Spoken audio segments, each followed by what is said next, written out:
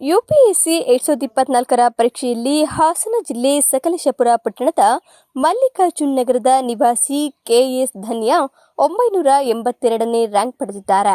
ಇವರು ಸಂಬಾರ ಮಂಡಳಿಯಲ್ಲಿ ಸಹಾಯಕ ನಿರ್ದೇಶಕರಾಗಿ ಸೇವೆ ಸಲ್ಲಿಸಿ ನಿವೃತ್ತರಾಗಿರುವ ಟಿ. ಸುಬ್ರಹ್ಮಣ್ಯ ಹಾಗೂ ಸಕಲೇಶಪುರ ಹಿರಿಯ ಸಿವಿಲ್ ಕೋರ್ಟ್ನಲ್ಲಿ ಹಿರಿಯ ಶಿರಸ್ತೆದಾರರಾಗಿರುವ ಪಿ. ವಿಜಯಕುಮಾರಿ ದಂಪತಿ ಪುತ್ರಿಯಾಗಿದ್ದಾರೆ. 3 ಬಾರಿ ಯುಪಿಎಸ್ಸಿ ಪರೀಕ್ಷೆ ಬರೆದರೂ ಮೊದಲ 2 ಸಲ ಪ್ರಿಲಿಮ್ಸ್ ಸಹ ಆಗಿರಲಿಲ್ಲ. 3ನೇ ಪರೀಕ್ಷೆಯಲ್ಲಿ ಪ್ರಿಲಿಮ್ಸ್, ಮೇನ್ಸ್ ಹಾಗೂ ಸಂದರ್ಶನದಲ್ಲಿ ಉತ್ತೀರ್ಣರಾಗಿದ್ದಾರೆ. ಎಲ್ಕೆಜಿಯಿಂದ 5ನೇ ತರಗತಿಯವರೆಗೆ ಸಕಲೇಶಪುರ ಪಟ್ಟಣದ ರೋಟರಿ ಆಂಗ್ಲ ಶಾಲೆಯಲ್ಲಿ ಓದಿದ ಇವರು 6ರಿಂದ 12ನೇ ತರಗತಿಯವರೆಗೆ ಹೊಳೆನರಸೀಪುರ ತಾಲೂಕಿನ ಮಾವಿನಕೆರೆ ನವೋದಯ ಶಾಲೆಯಲ್ಲಿ ವ್ಯಾಸಂಗ ಮಾಡಿದ್ರು.